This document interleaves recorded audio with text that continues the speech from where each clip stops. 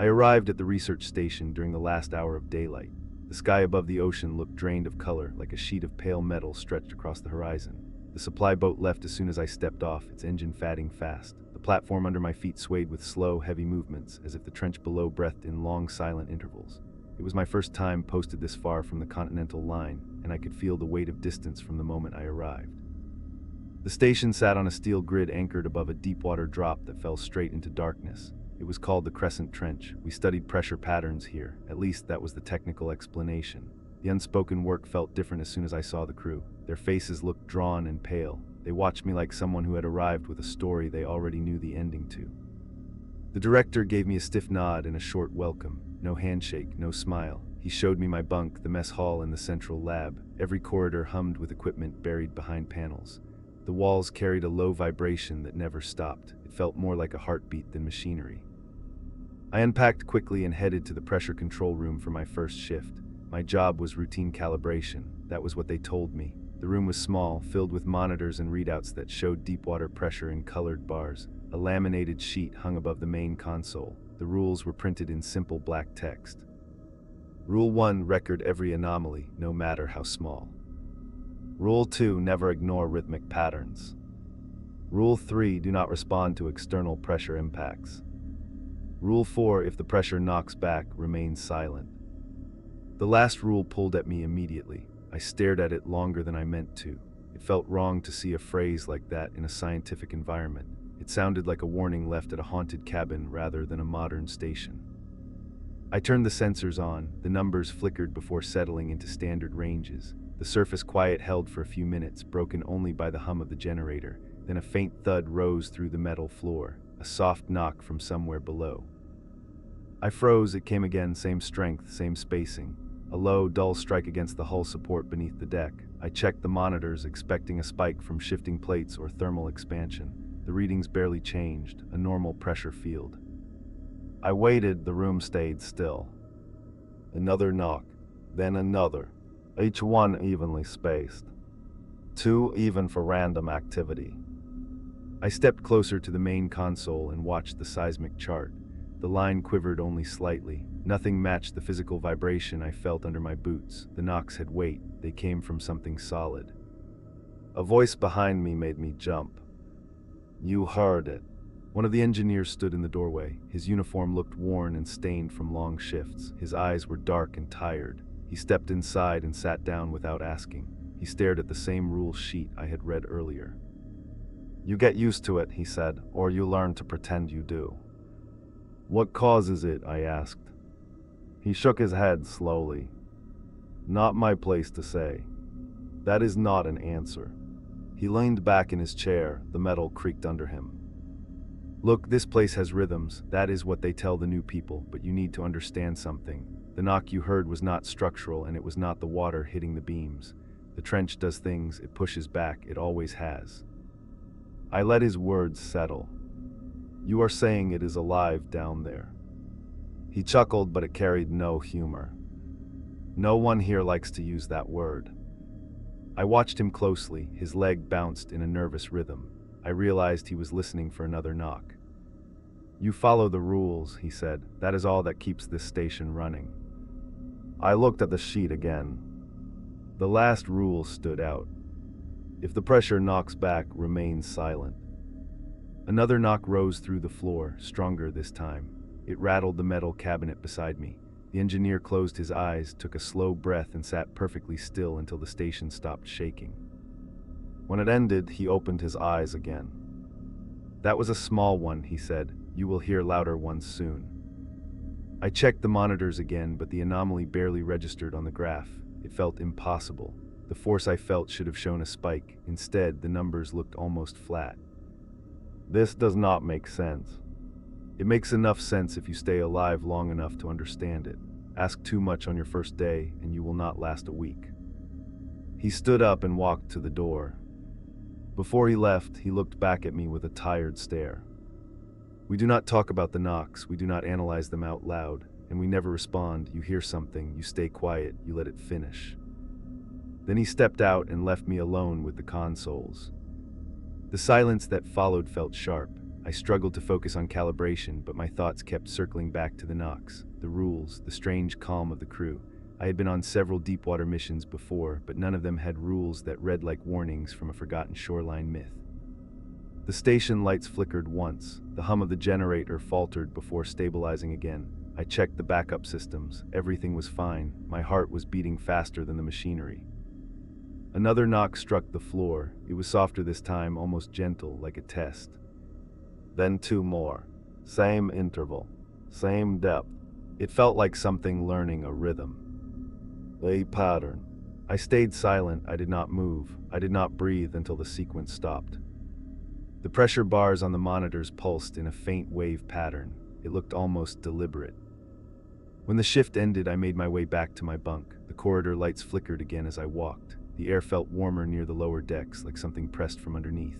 I did not hear any knocks, but the floor vibrated in a slow rise and fall as if the station rested on a giant lung. When I reached my room, I sat on the edge of the bed and listened. The hum of the station surrounded me, a constant drone, a constant reminder that nothing here was stable. I lay down and tried to rest. The mattress was thin and stiff. I closed my eyes and took slow breaths. Sleep did not come. Then I felt it. A faint vibration rose through the bed frame. It traveled up my spine, soft, controlled, rhythmic, the same pattern as before. Each pulse matched my breathing. When I inhaled, the vibration lifted. When I exhaled, it lowered. It felt intentional. It felt like something below the platform was syncing itself to me. I opened my eyes slowly. The room was dark except for a small emergency light glowing near the door. The vibration continued, soft, steady, patient. I sat up and placed my hand on the metal floor. The pulses continued with perfect timing. My breath caught in my throat. Something down there knew I was awake, and it was waiting for me to breathe again. My second day on the station began with a heavy overcast sky that turned the ocean into a flat sheet of cold iron. I woke up feeling drained, as if the vibration I felt through the bed had followed me into my dreams. The corridors felt emptier than before. I barely saw anyone on the way to the control room. No chatter, no morning greetings, just the distant groan of steel shifting under weight it was not designed to bear. When I walked into the lab, I found a neat stack of old notebooks on the desk beside the main console, thick, stained, and warped at the corners. They were the station's historical pressure logs. I assumed they were left for me to review as part of orientation, but the director had not mentioned them yesterday. A yellow sticky note sat on top of the stack. Only 2 words. Start here. No name, no handwriting I recognized. I opened the top log. It smelled like old seawater and engine oil. The pages were filled with neat, careful entries from researchers who had monitored this station long before me. They wrote about the usual things: pressure fluctuations, thermal shifts, equipment calibrations. But as I moved deeper into the pages, the tone changed.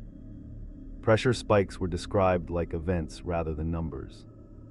One entry read, "Pattern repeated, same intervals as last month." Another, "It is learning the timing faster." I kept reading. Some pages had been torn out. Others had sections blacked out with marker. The deeper I went, the more the log stopped sounding like scientific notes and started sounding like warnings. One researcher wrote about hearing faint responses after dropping equipment into the trench. Another wrote that pressure patterns sometimes formed in sequences that matched earlier incidents, as if something below remembered them. One sentence was underlined 3 times. "The trench listens." I paused and let the words sit in my mind. The engineer from yesterday had spoken with the same strange caution. The knocks, the vibrations, the pressure syncing with my breathing. The logs were describing the same behavior I had felt. I flipped to another book. A page near the middle stopped me cold. A hand-drawn pattern of pressure spikes stretched across the sheet. 5 short bursts, a pause, 2 long bursts, another pause, then a single low strike. It looked like a code. Someone had written primary sequence beside it. I felt a chill move across the room as I noticed something else. The pattern drawn on the page matched the rhythm I had felt in my bed. I leaned over the console and pulled up the previous night's sensor data. The lines danced in faint waves. After adjusting the scale, I saw it clearly. The same pattern. My heartbeat grew faster. My palms felt damp. I looked around the lab even though I knew I was alone. The logs continued to shift from research to fear. One entry described a pressure wave that traveled upward through the support beams and caused 3 workers to vomit from disorientation. Another told of equipment being found bent inward, as if the pressure outside the station reached inside the metal. On the final pages of one log, a message had been written in shaky handwriting. It responds when you study it too closely. I closed the notebook. The room felt smaller than before. The hum of the machinery sounded lower and heavier. The air tasted faintly metallic. I forced myself to open one more. This logbook was older. The paper had yellowed and the ink looked faded. The early pages were ordinary, but soon the author began describing something that chilled me. The knocks. He had written them down in detail. When they happened, how often, what patterns they formed. He described the first knock he ever heard, soft and hollow, the second, the third, then the intervals. He tracked the timing like a conversation he did not want to admit he was having. One entry read, "It is imitating my rhythm." Another said, "It has memorized the sequence. I should not have reacted." I turned the page. A large section had been covered with thick black ink, but a few words remained at the edges. "Do not tap back." I sat back in my chair. My breath came slow and heavy. The same rule had been printed on the laminated sheet above the console. These logs had been written long before that rule existed. The pressure monitors flickered. At first I thought it was a glitch. Then the bars rose in a slow wave pattern. 5 short pulses. A pause. 2 long pulses. Another pause. A single low surge. The station vibrated beneath my feet. Not violently. Not aggressively. Deliberate. Measured. The same sequence as the logbook. For a moment I felt watched, not physically, not in the way you feel eyes on you, more like the feeling you get when you stand on the edge of a deep pool and sense something moving far below, too deep to see. I tried to steady my breathing. The sequence repeated again, softer this time, almost gentle. The lights overhead dimmed as the vibration passed through the deck. I closed the logbook. I did not want to read more right then. The door opened behind me. The station director walked in, carrying 2 coffee mugs. He handed one to me without speaking. His face looked more sunken today. His skin had the pale tone of someone who had not slept. "You started the logs," he said. "Someone left them here for me." "That happens. Who left them?" He shrugged. "People here feel responsible for the next person. Sometimes they leave warnings without admitting they did." I watched his face. He was not lying, but he was holding something back. "The logs are not scientific notes," I said. "They are more like personal messages."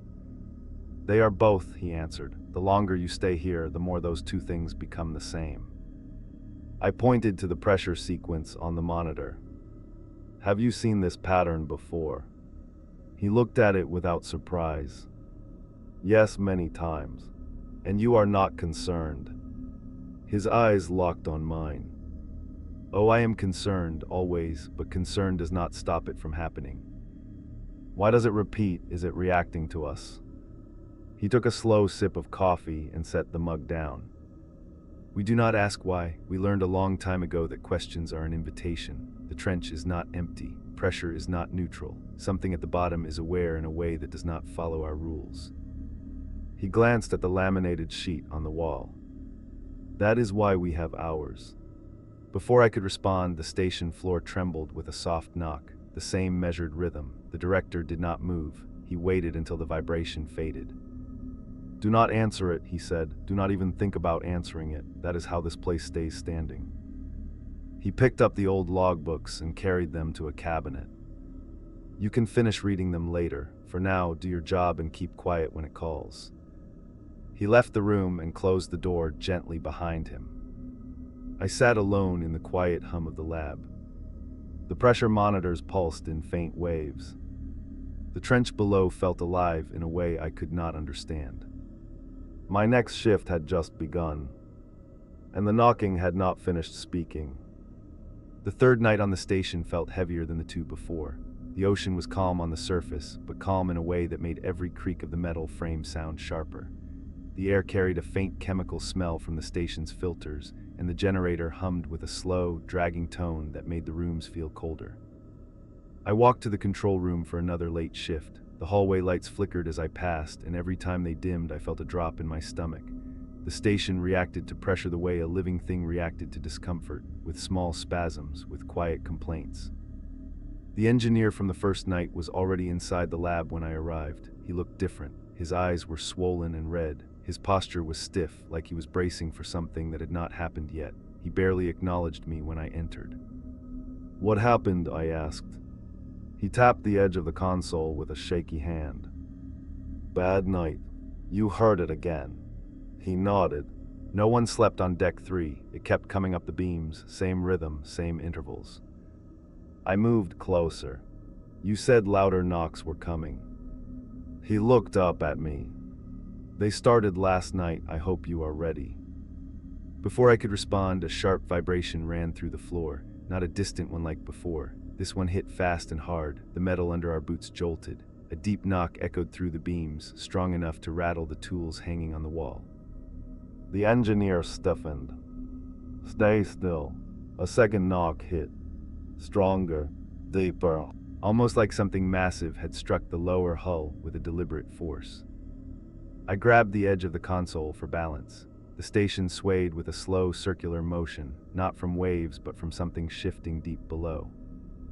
The engineer stared at the monitors with wide eyes. "Not again, not this soon." The pressure bars rose in staggered spikes. There was no natural pattern. No thermal change. No shift in the current. Just sudden vertical surges that matched the force of the knocks perfectly. The whole room pulsed with the vibration. I waited for the third knock. I felt it coming before it arrived. It rose from the base of the structure like a heavy fist striking upward. The sound rolled through the walls, making the lights above us flicker and buzz. A storage cabinet shook hard enough to open slightly, its latch clicking as it bounced. "This is not possible," I said. "There is no seismic activity. Nothing should be hitting the supports at that depth." The engineer swallowed hard. "It is not seismic, it is intentional." I felt a cold rush move through me. "You sound certain." "I am, we all are." The monitors flashed again, another spike. Then another. The bars rose and fell in perfect intervals. The engineer spoke without looking away from the screen. "The knocks started small years ago, soft pulses, harmless, but lately they have grown stronger, more focused." "Focused on what?" He finally turned toward me. "On us." A deep rumble moved through the station, but this one was different. It was not a knock. It was a long pressure wave that slid beneath the platform, pushing and pulling with slow force. My stomach twisted. "It is moving." "Yes, it circles the station when it is curious." "Curious about what?" "You." The word hit me like a weight. "Why me?" He shook his head. "I do not know. Maybe it reacts to people who pay attention. People who read the logs too closely. People who notice patterns faster than others." His voice dropped lower. "People it can reach." The lights dimmed again, the hum of the generator lowered by a few octaves. The entire station vibrated with a pulsing rhythm that climbed from the lower decks to the upper beams.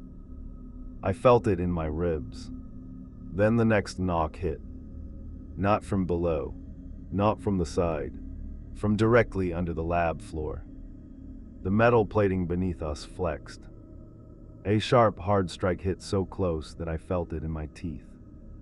The engineer backed away from the console. "This is too close. It was never this close before." My heart pounded. I stepped back from the floor panel as if expecting it to give way. The knock had come from the exact center of the room, the exact place where the sensors converged. The creature, or whatever lived down there, had moved directly under us. The engineer whispered, "Do not react, not even a breath." We waited. A long, tense silence filled the room. Another knock, then another. Closing. Precise. Measured. The pressure readings flashed violently. The spikes formed the same sequence I saw in the logbook, same intervals, same pauses. This time, though, the final surge was larger, as if the creature was adding something new. The engineer's hands shook. This is not a call, this is a test. A test of what? To see what you do. I felt sweat running down my back, my fingers trembled. The floor shuddered again. A tool fell from a shelf and clattered across the room. The sound echoed longer than it should have. The engineer closed his eyes. Do not move, do not speak. The pressure wave rose again, sliding under the station like a massive body brushing against the structure. The steel beams groaned. A loud crack echoed through the hall from somewhere deeper inside the platform.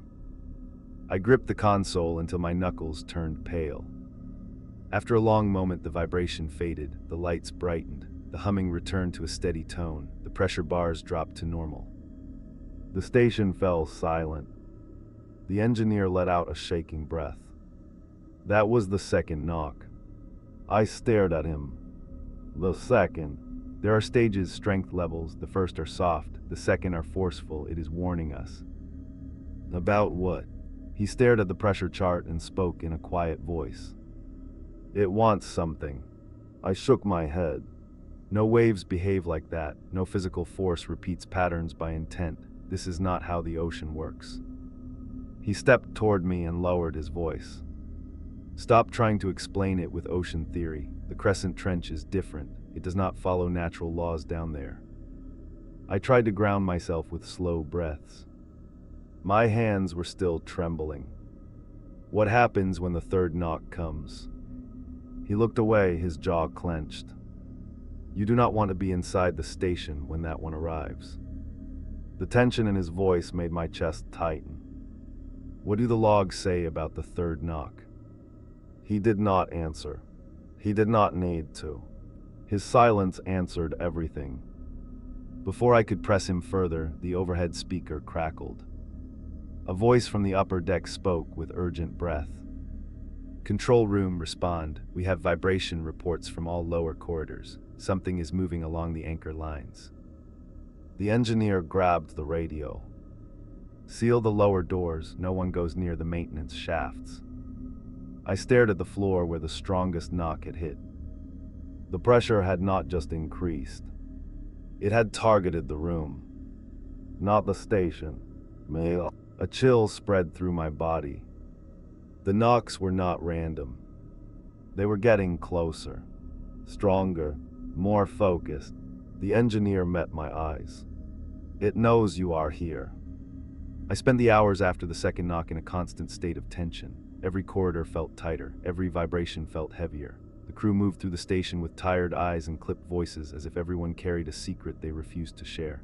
I could tell they were watching me more closely now. I felt it in their brief glances and quiet steps. The station had its own rhythm, and I no longer felt like a visitor. I felt like an intrusion. During my next shift, the director pulled me aside before I reached the control room. He did not waste time on greetings. He studied me with a look that mixed worry and something like regret. You need to see something, he said. What is it? An archive, something we keep locked unless the station becomes unstable. I thought we were just dealing with pressure anomalies. His expression hardened. We are, but pressure here does not behave like anything you studied before. It does not rise and fall by chance, it reacts. He unlocked a door near the end of the hall. The room inside was smaller than I expected. Only one desk, one monitor, one steel cabinet bolted to the wall. The place smelled like old metal and cleaning chemicals. I noticed the floor here vibrated less, as if reinforced beyond the rest of the station. The director opened the cabinet and pulled out a sealed data drive. He handed it to me. Everything on this drive is under the classification rule violators. The name alone made my stomach tighten. He continued. You read the rule sheet, you saw the warnings, you have heard the knocking. Now you need to understand what happens when people stop following the rules. He placed the drive into the terminal. A folder appeared on the screen. Video logs. Maybe 50 of them. Some over 10 years old. He clicked the first. The footage opened with 3 workers in the maintenance bay. One of them was sitting beside a support beam, tapping it lightly with a wrench while the others laughed. The microphone picked up faint knocks returning through the steel. The group laughed harder. The director paused the video. They thought it was a joke. People used to treat the knocking like a strange novelty, something harmless. He pressed play again. The man tapped back. A reply knock came faster. Harder. The workers stepped back in surprise. They tapped again, this time louder. The reply slam shook the entire bay. Tools fell from shelves. The camera shook. Then the pressure gauges on the wall spiked so fast the numbers blurred. The crew scrambled, but the video ended before showing what came next. The director opened the next file. This one showed a different worker dropping a heavy bolt down an exterior shaft. The sound echoed down the metal slide. For 10 seconds, nothing happened. Then the shaft buckled. The sides twisted inward. A shock wave traveled up through the hatch and threw the worker across the room. He screamed before the camera went dark. The director closed the file. Every impact is answered. Every noise teaches it something new. He opened another video. This one was worse. A researcher stood alone near the maintenance hatch, muttering to himself. His breathing was fast and shaky. He leaned close to the metal floor and tapped twice with a loose piece of pipe. A faint reply knock rose from below. He tapped again. Faster, louder. The camera shook violently. The floor beneath the man bulged upward. Bolts popped from the hatch one by one. The man screamed as a blast of pressure burst through the opening. It was not water, it was force, pure force, like a concentrated column of weight. He was pulled downward into the hatch in a single violent motion. The video froze on the moment the hatch bent inward like a crushed can. The director shut it off and rubbed his eyes. He tapped 4 times, that was enough. This station has rules because the trench reacts with precision.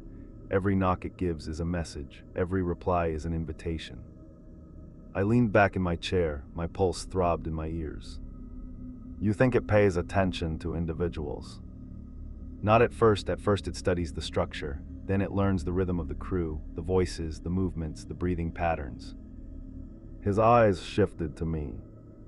Then it finds someone who notices it. A cold tension tightened in my throat. You think I am one of those people? I know you are. Before I could respond, the screen flickered. The pressure logs from the previous hour flashed red. A sharp spike had surged beneath the station again. The director moved to the terminal and zoomed in. The bars formed a pattern. Not random, not chaotic. A sequence. The same primary sequence I found in the old logbook. The same rhythm that shook my bed on the second night. He looked at me with a slow, deliberate breath. It is paying attention to your presence. I tried to steady my voice. That does not make sense. Pressure does not target individuals. In the Crescent Trench it does.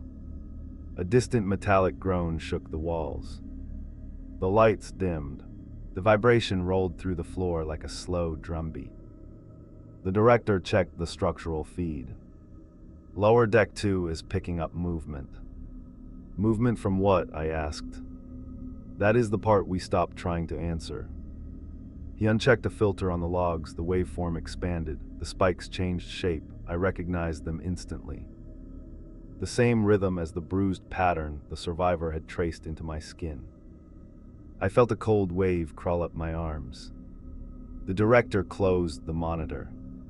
I brought you here to show you this for a reason. We cannot afford mistakes. We cannot afford anyone responding to the knocks, not again. He turned to me with a stern look. You read the logs, you saw the warnings. Now you know what happens to rule violators, so listen carefully. If you ever feel pressure sinking with your breath, do not acknowledge it. I swallowed hard. It already did. His face went pale. Then it has marked you. The vibration under our feet grew stronger. The metal beams trembled. A distant thud echoed up the anchor lines. The director grabbed my arm. You have to stay quiet, no matter what you hear, no matter what it does. A sudden knock hit the floor beneath us. Hard, direct, closing. The director's grip tightened. Do not react. The knock came again. Stronger. The monitors shook. The filing cabinet rattled. Dust fell from the ceiling panels. The third knock struck the floor like a pulse of weight. The structure groaned. The lights flickered.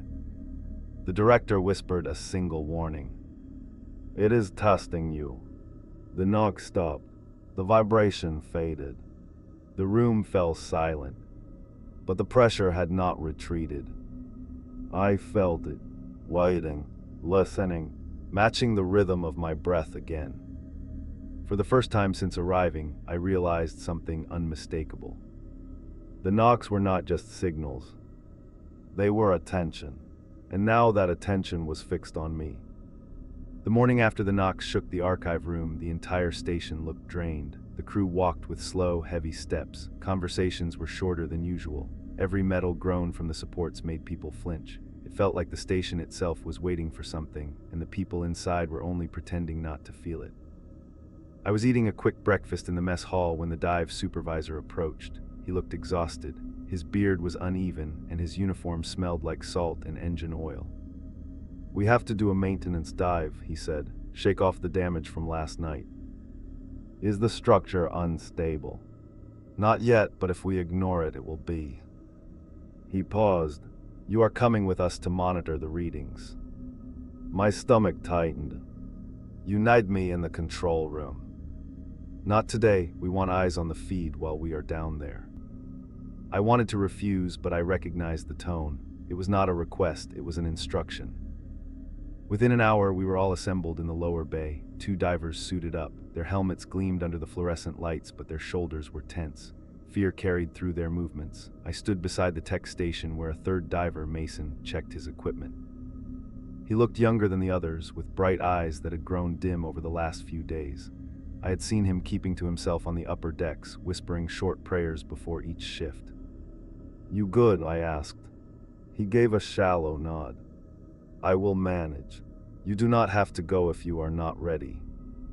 He zipped the neck seal of his suit with shaking hands. Ready has not meant anything on this station for a long time. The supervisor clapped a hand on his shoulder. We dropped to level 3, quick check, no delays, no detours. The other divers nodded.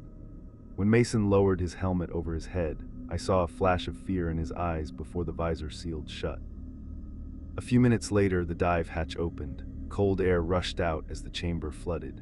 The divers descended along the anchor line, disappearing into the blue-black water beneath the platform. I sat at the tech station, watching the live feed from their suit cameras.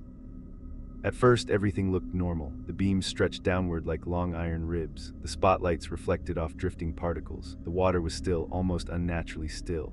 No movement, no current, no sound. "Level 2 clear," one diver reported. "All beams stable." The supervisor nodded. "Take it to level 3. The divers continued downward. Mason stayed in the back, breathing slowly. I could hear the faint rasp inside his helmet microphone. The deeper they went, the darker the water became. The station lights faded into a faint halo above them. Then Mason's voice cracked through the headset. "Stop, hold position." The other 2 divers froze. "What is it?" the supervisor asked.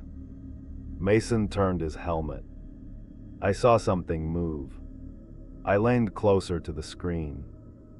A shadow flickered beyond the light. Not fast, not slow, just drifting. One diver swung his light toward the movement. Nothing appeared. "No contact," he said, "probably debris." The supervisor shook his head. "There is no debris at this depth." Mason's breathing quickened. "Mason," I said, trying to keep my voice steady, "tell me what you saw." It looked like a shape, long, almost like a line sliding through the water. "A current?" I asked. "No, there is no current. It moved on its own." His camera shifted slightly. Something dark crossed the edge of the frame again. This time I saw it clearly. A shadow slid across the beam. Its movement was smooth and controlled, like a creature drifting just outside the light. My breath caught in my chest. The supervisor's voice tightened. "All divers hold position. Do not move until instructed." Another shadow passed by Mason's light. Then another. Not fast, not aggressive, just present. Mason whispered into the mic. "It is watching us." The other 2 divers scanned the trench walls, trying to locate the source. Their lights shook in small, nervous arcs.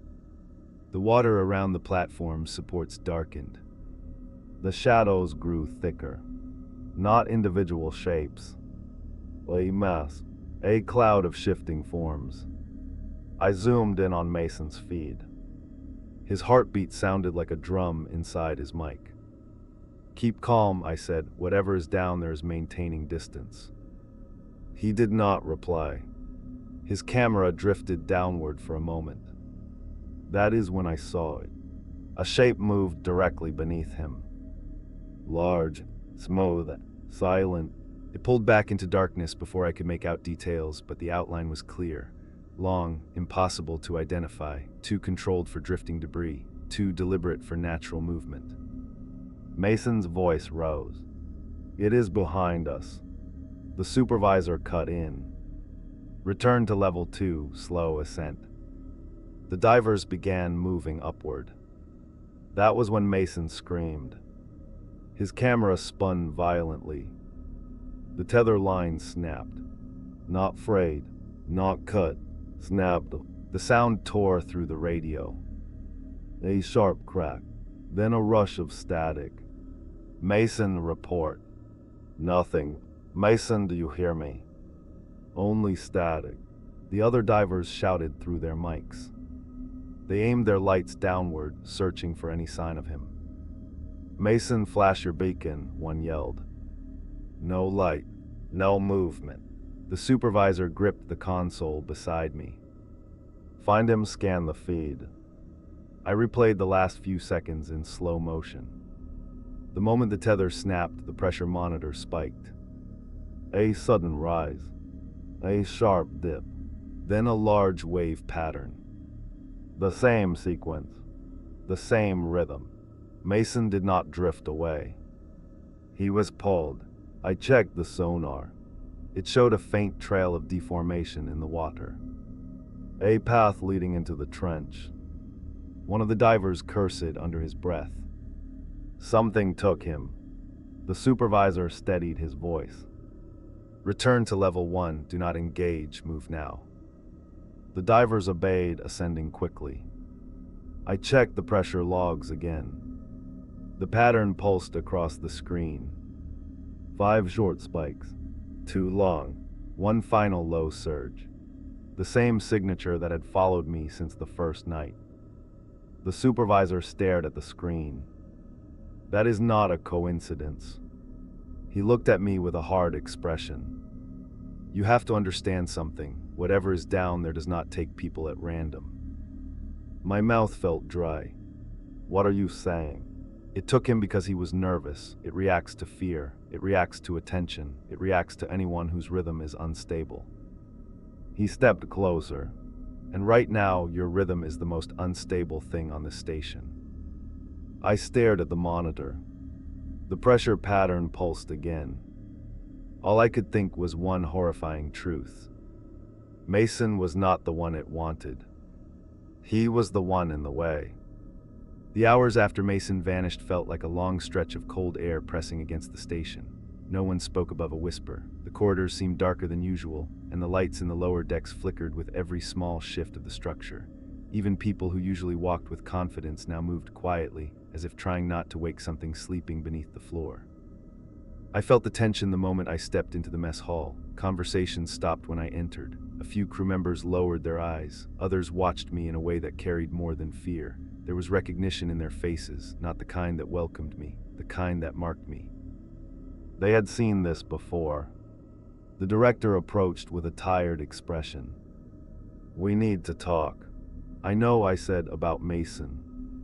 He shook his head. "About you." The words cut deeper than I expected.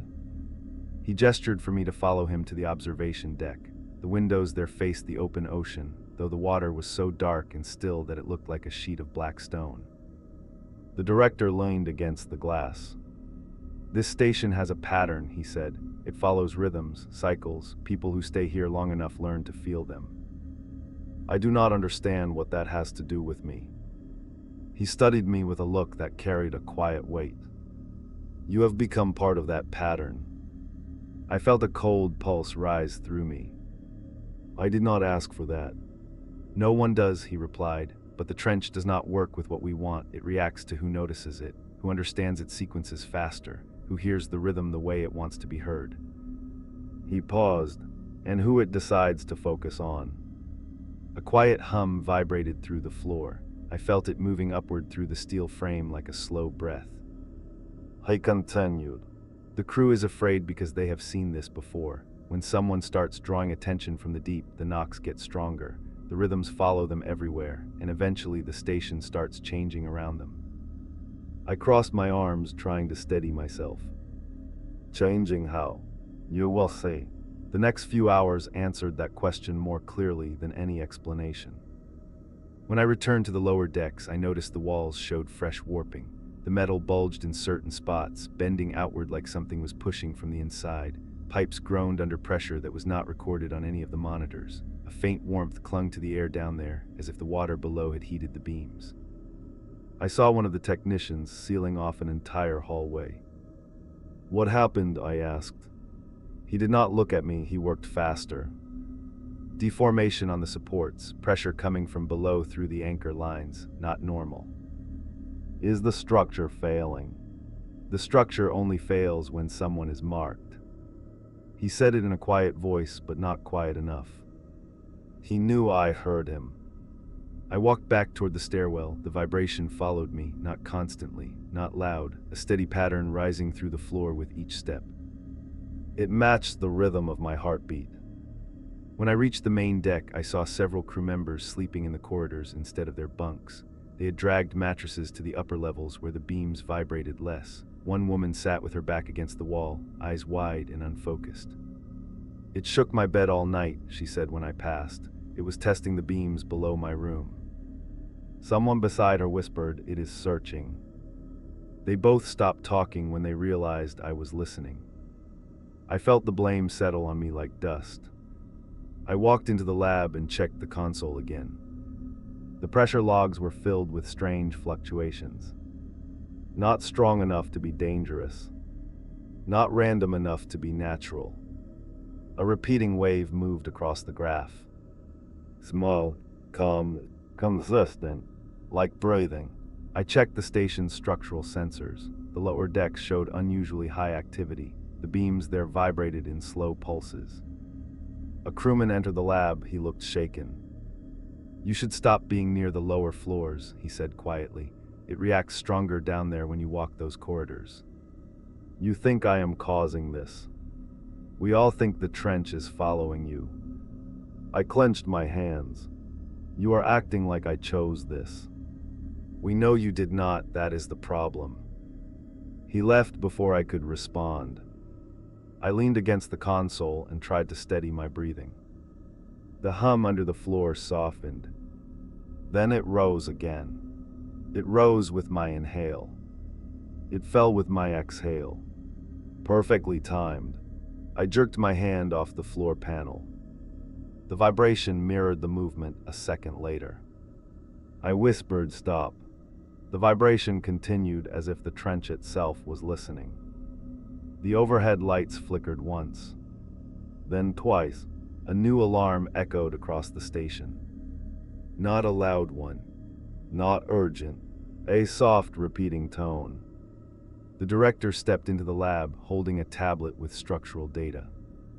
"We picked up a new deformation on the lower left anchor," he said. "It bent 2 centimeters outward."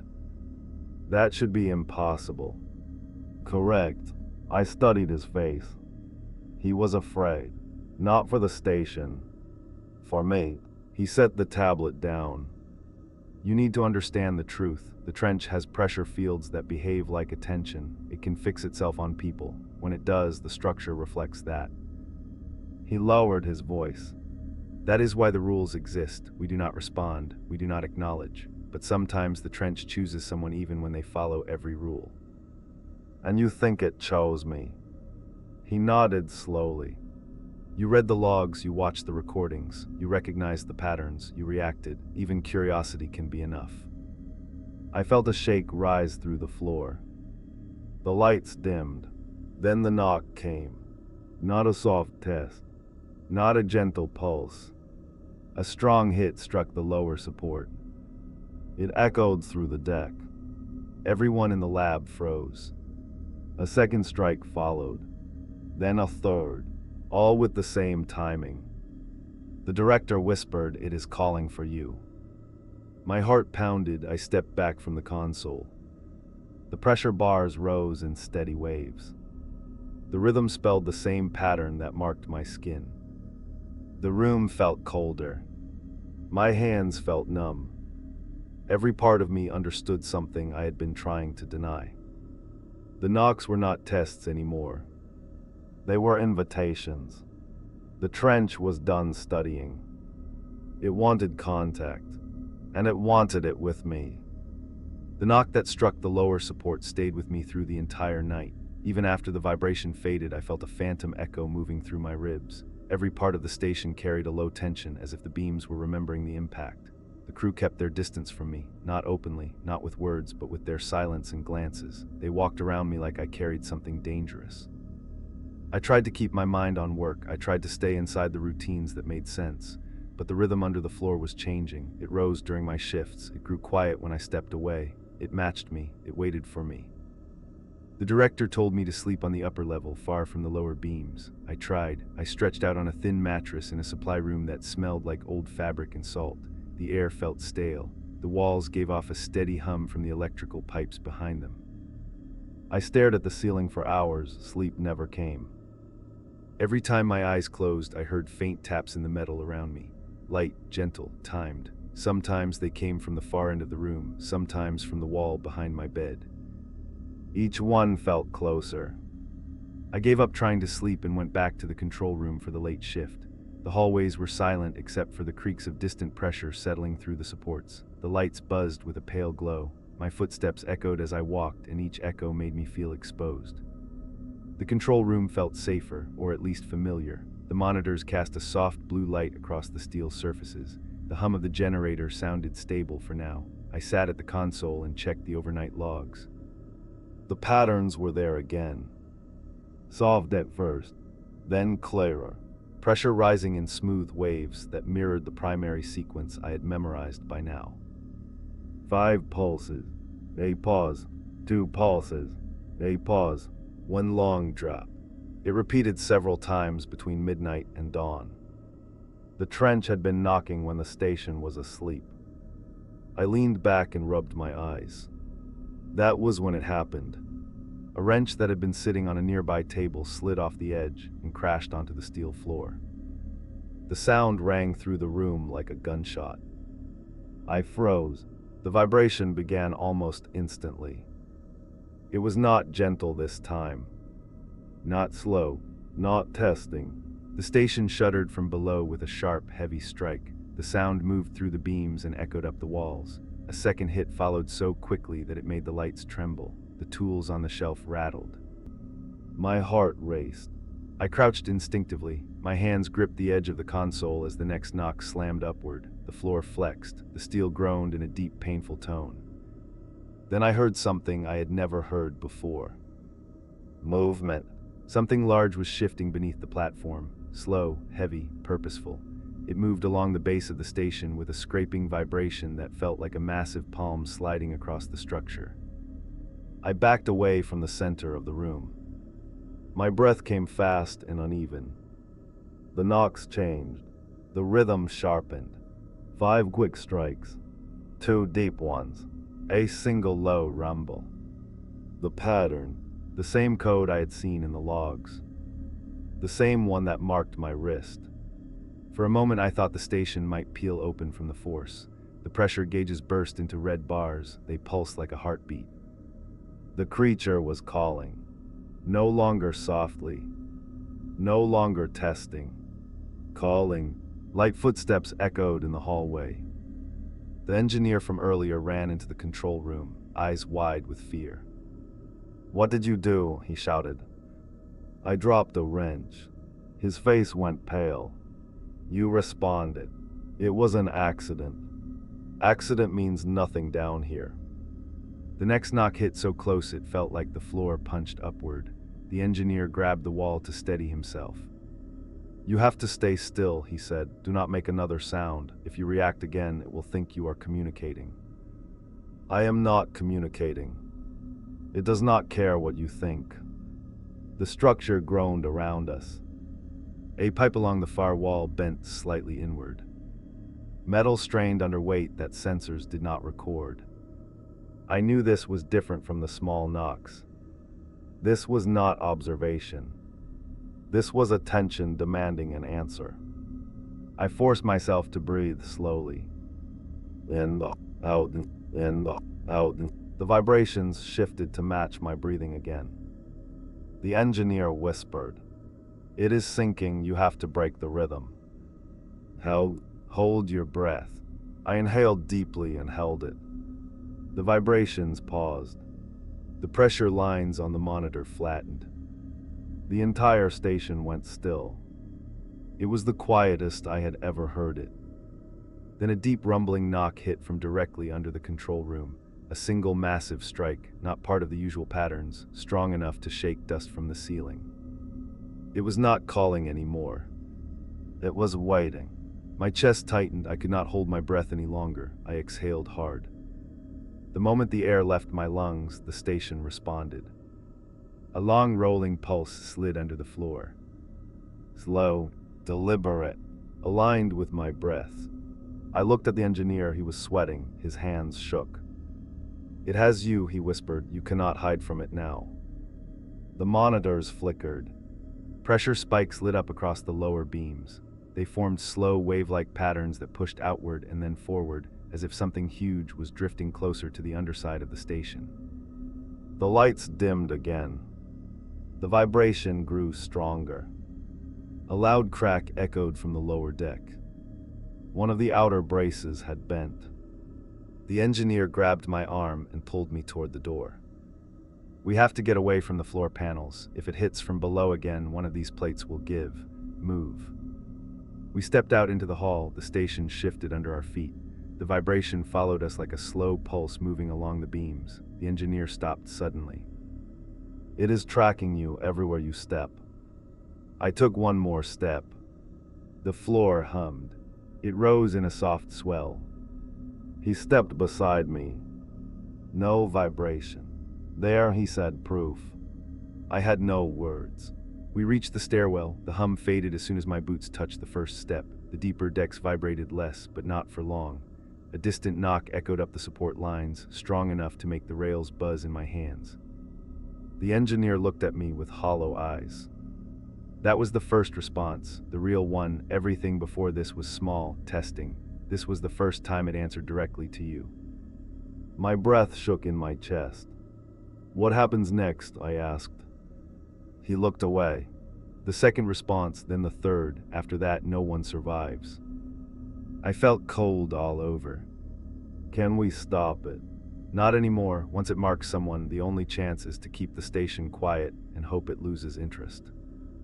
Another vibration crept up the stairwell, slow, heavy, timed with my heartbeat. "It will not lose interest," I said quietly. The engineer nodded. "No, it will not." The hum intensified again. Soft at first, then stronger. It was the start of another rhythm. The trench was speaking, and now it expected me to answer. The morning after the first direct response arrived with a constant uneasy quiet, not silence. The station never reached silence. It was a quiet filled with tension, like the air before a violent storm. Every beam carried a faint tremor. Every corridor hummed with pressure shifting through the supports. The crew moved slowly, careful not to drop anything or speak too loudly. When the helicopter arrived, the sound cut through the air like a blade. The rotors thundered across the platform, shaking the railings. Crew members rushed to secure lines as the aircraft lowered a stretcher onto the deck. I stepped outside with the director. Cold wind stung my face. The sky was colorless and heavy. The men unloading the stretcher looked uneasy, as if they did not fully understand why they were delivering this particular patient. The man strapped to the stretcher looked half alive. Pale, thin, eyes sunken so deep they looked hollow. His skin had an unhealthy gray tint, stretched tight across sharp bones. The medic beside him said, "He came from Station Gullivar 9. You reported needing him." The director nodded. We did. The medic hesitated. He refused sedation. He kept saying he needed to be awake. The director lined in clothes. That is normal for survivors. The medic blinked, confused. Survivors of what? The director did not answer. The helicopter lifted off a few minutes later, leaving a blast of wind that rippled across the surface of the water. The sky swallowed the noise, and the station returned to its low hum. We carried the stretcher inside. The man suddenly opened his eyes. I stopped walking. The others froze too. His eyes darted across the ceiling, then to the walls, then to the floor, as if he was searching for something. The director spoke softly. You are safe. You are not in Gulliver 9 anymore. The survivor's voice came out trembling and dry. Nothing is safe, not up here, not down there. His gaze locked on me. His breathing quickened. You are the one it marked. The words hit me like a cold wind. I stepped closer. How do you know that?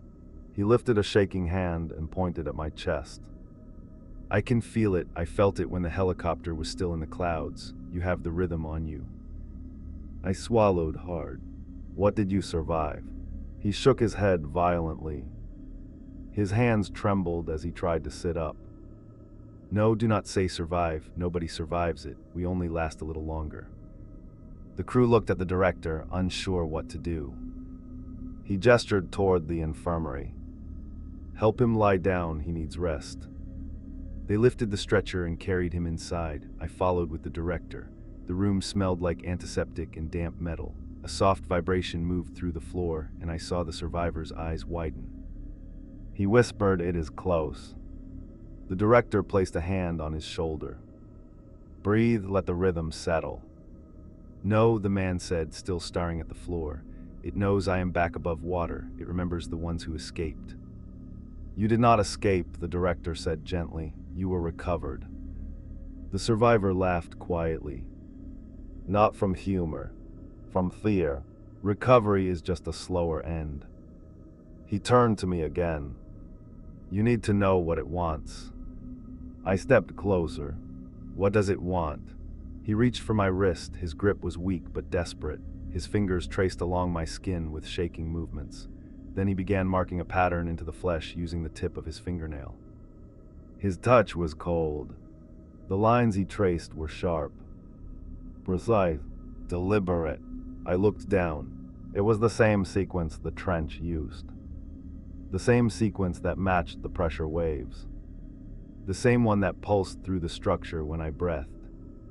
But the survivor added something at the end. A symbol, a final bend, a curve, something new. His voice cracked. It changed the pattern. This is how it speaks when it chooses someone. That last symbol. It adds that when it wants contact. My stomach twisted. The survivor leaned back on the stretcher as if drained by the effort. Sweat ran down his temples. He looked like he had lost whatever strength he had left. The director stepped forward. Rest, you have done enough. The survivor's breathing slowed. His eyelids fluttered. Then he whispered one last sentence before losing consciousness.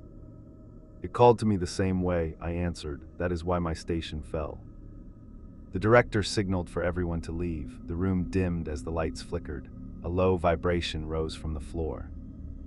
He is right, I said quietly. The pattern changed for me. Why did it change? The director looked tired enough to collapse. It only evolves its patterns when it recognizes someone. Recognizes how? Rhythm, breath, curiosity, mind. His voice softened. And fear. I leaned against the wall. The vibration grew stronger under my boots. Not painful, not aggressive, just focused. You brought him here for a reason, I said. Yes, why? We needed confirmation. Confirmation of what? That the trench's attention has fully shifted. It is not watching the station anymore. My breath caught. Then what is it watching? He looked at me in a quiet, heavy way. You. The vibration underfoot pulsed again. Warm, slow, measured, matching my heartbeat. The director exhaled. We need to monitor the pattern he drew on your wrist. There is a reason it added that last symbol. Before I could answer, a loud alarm sounded from the hallway. A crewman ran past the infirmary door. "We have a structural breach forming on the lower deck," he shouted. "Pressure indent at anchor 4. The survivor opened his eyes at the sound. His voice cracked with fear. "It knows he touched me. It is reacting." The director turned toward me with the same quiet dread he had carried since I arrived. "You understand now," he said. "The knocks were not random. The trench was waiting for this moment, waiting for a link." The vibration under the floor grew stronger. The lights flickered. The walls trembled. The survivor whispered something I barely heard. "A final warning. When it marks you, it does not stop." He closed his eyes again. His breathing faded. The vibration surged, and I realized the truth in a way I had not before. The knocks were not messages. They were claims, and now it had claimed me. The alarm that echoed through the station had a different tone from the usual alerts. It was softer, repeating at a slow interval, almost like a warning breath instead of a mechanical signal. The crew reacted instantly. Tools dropped, conversations broke, footsteps filled the hall with frantic motion. Everyone understood what that alarm meant. A microfracture, not from inside the station, from the outside. The director rushed ahead of me as we moved toward the lower deck. The air grew warmer the deeper we went, and the metal railings trembled with a faint pressure that pulsed through the structure. It felt like a heartbeat coming from the trench itself. When we reached Deck 3, 2 engineers were already kneeling beside the wall panel where the breach had been detected.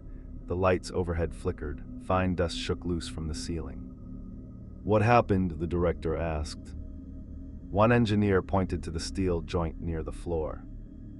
"There, look closely." I knelt beside him and ran my fingers along the panel. The metal felt warm, too warm for a deepwater structure.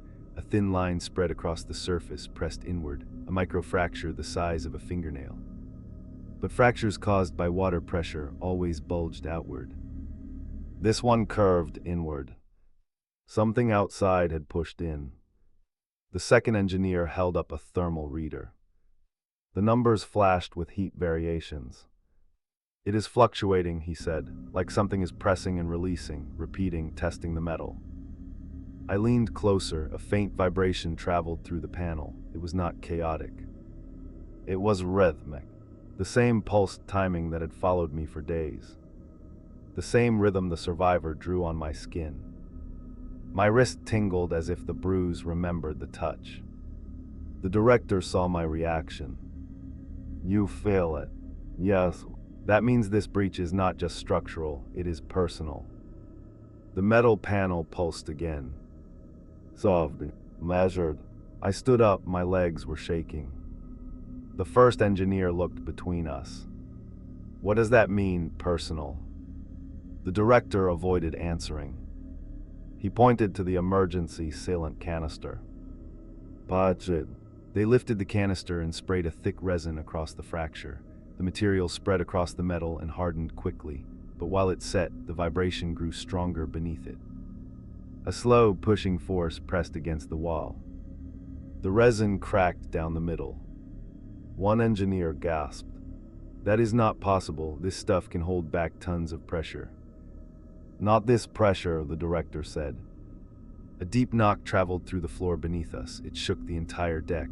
One of the overhead lights flickered so hard that it nearly went out. The metal beams groaned.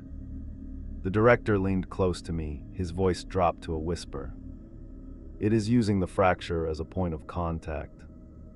The vibration rose again, and this time it ran directly up my legs, through my spine, into my chest. My heartbeat wavered for a moment as if something external had pressed against it. The engineers stepped back in fear. "What is happening?" one shouted. I pressed my hand against my chest. It synced again. The director grabbed my wrist and held it up. The bruise where the survivor traced the pattern had darkened. Not like a healing bruise. like something growing under the skin. A new spike hit the structure. A sharp crack rang through the deck. The resin seal broke in half. A thin line spread wider across the panel. The director cursed under his breath. "We need to retreat now." The vibration followed us as we backed down the corridor. The metal floor rippled with each pulse. The walls narrowed with every step. The crew moved quickly, but no one turned their back on the fracture. When we reached the stairwell, the entire station shook with a sudden impact. A second knock. Stronger. Deeper. Dust rained from above. A pipe somewhere down the corridor split open with a metallic snap. Steam hissed into the air. The director spoke into his radio. "All hands clear deck 3. Seal all access points. Repeat, seal all points now." Doors slammed shut as everyone evacuated. We climbed the stairs. Another knock hit. My vision blurred for a moment. The vibration climbed up my body like ice. The director grabbed my shoulder. "You have to stay steady. If your rhythm changes too much, it will push harder. It reacts to instability." "I am not doing this on purpose," I said through clenched teeth. "I know, but you have to stay in control." We reached the central deck. The crew looked pale, shaken. Some stood with their backs against the walls. Others stared at the floor as if expecting it to split open. One woman pointed at me when she saw us approach. It did not start until he got here. A man beside her whispered. "He is marked, the survivor said so." Their fear washed over me like heat. I felt exposed, cornered, blamed. The director raised his voice. "Enough, this is not his fault." But his tone did not convince anyone. Not even himself. The structure trembled again. A longer knock. Slow, deliberate. It echoed through the walls like a warning breath. The crew stepped away from me. The director guided me into a nearby room and shut the door. He lowered his voice. "You have to understand something critical. When the trench marks someone, the entire structure becomes unstable around them. The pressure follows their steps, the breaches form near their path, the vibrations match their breath." I swallowed hard. What happened to the last person it marked? His eyes dropped. They did not make it past the second breach. A cold chill spread through my chest. Is there a way to stop it? He paused for a long moment.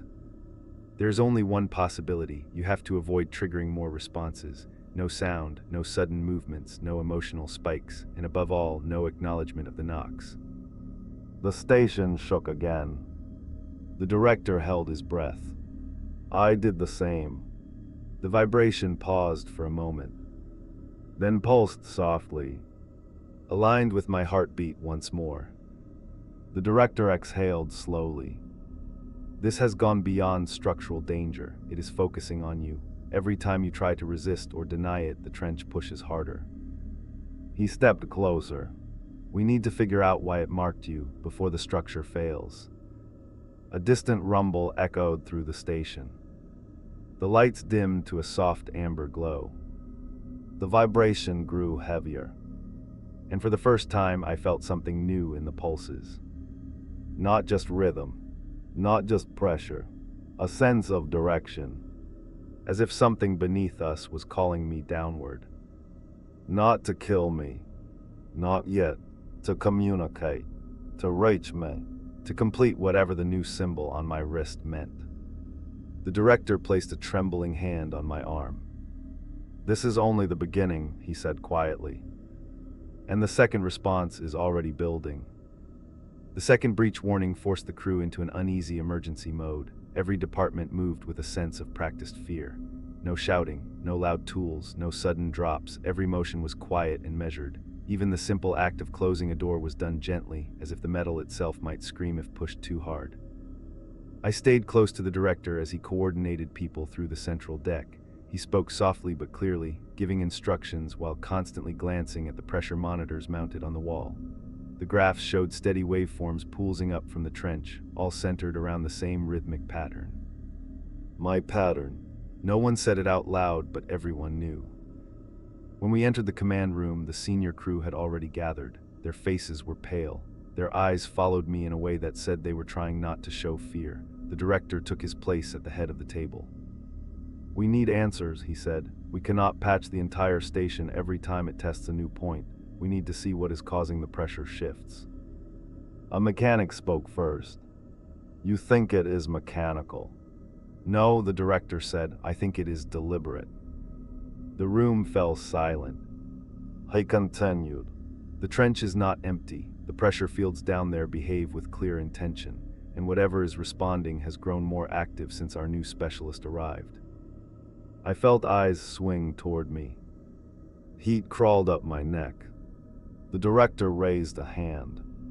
"He has not caused this, but it is responding to him. That is the distinction we need to understand." Another crew member leaned forward. "So what do we do? Wait for it to break us open?" The director shook his head. "No, we go down." The room stiffened. One of the divers cursed quietly. "You want to descend into the trench now, after it killed Mason, after it tore the tether like it was thread?" The director did not hesitate. "We need data, we need visibility. We need to know how close it is and how much pressure it is using.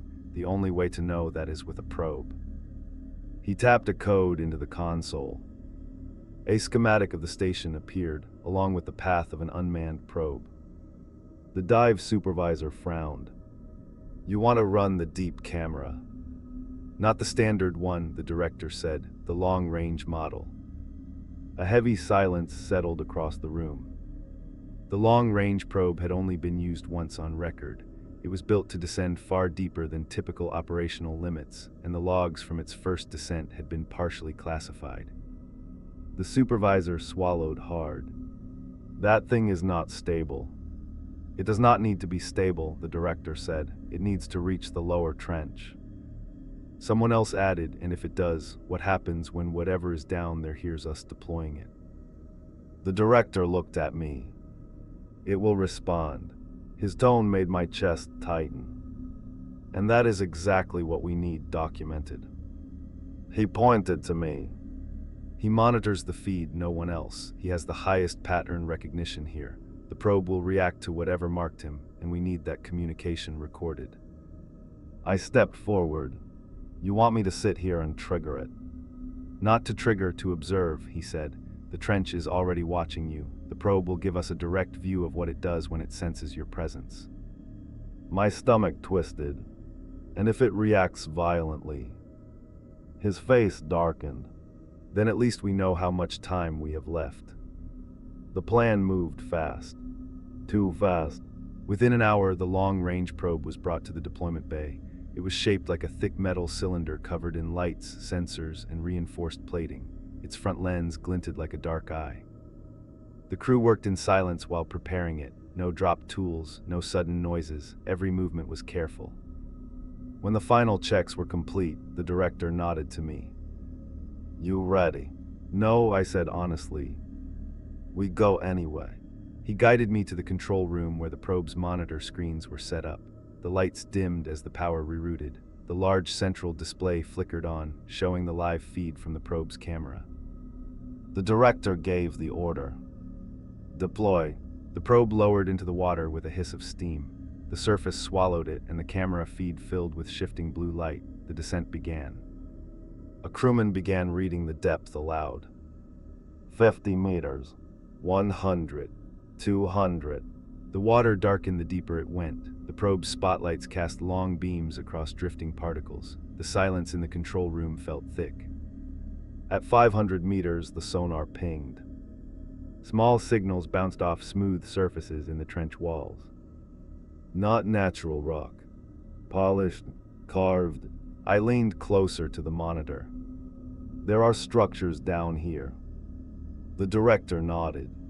"Older than anything human." The probe continued downward. 700 meters. 900. 1,000. The water turned black. The lights on the probe illuminated shapes etched into the trench walls. Ridges, lines, patterns, like symbols carved into stone. The sonar picked up a void far below, pocket of deep pressure with no current and no water movement. The same void where Mason vanished. The probe approached the edge, and the camera showed a cavern-like opening carved into the trench wall. The sonar flickered. "Pressure is shifting," the crewman said, "external readings rising." The camera image trembled slightly. The director's voice lowered. "It knows the probe is down there." As if responding to his words, a soft vibration rose through the station. A small knock. Distant, but timed. My wrist tingled with heat. The bruise pulsed. The probe drifted deeper into the void. Darkness swallowed the lights. Then something moved. A shadow, a long shape drifting past the camera. Not fast, not slow, just present. The pressure readings spiked. The vibration under the station intensified.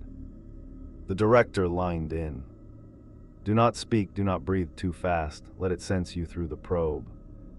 My chest tightened. I watched the monitor. The camera flickered. Something massive shifted in the void. The shape was impossible to understand. Part solid, part fluid, part shadow. It drifted close to the camera.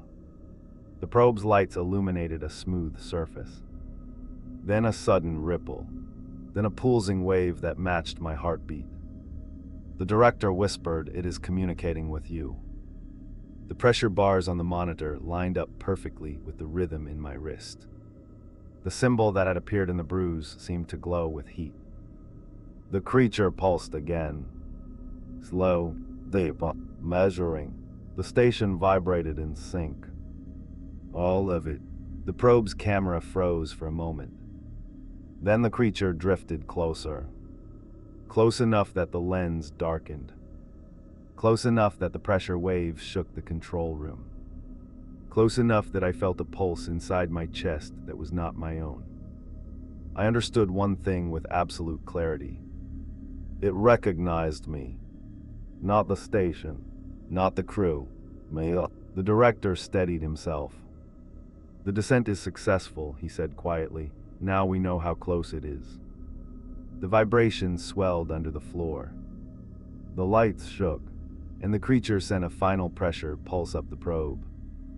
A single long note, directed only at me. The probe hung in the void like a lone lantern drifting inside a cavern too large to measure. Its lights flickered against the trench walls, revealing patterns etched into the stone.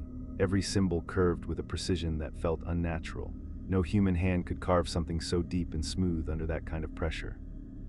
The creature's last pulse still echoed through the control room. I felt it in my ribs, in my jaw, in the bruise on my wrist.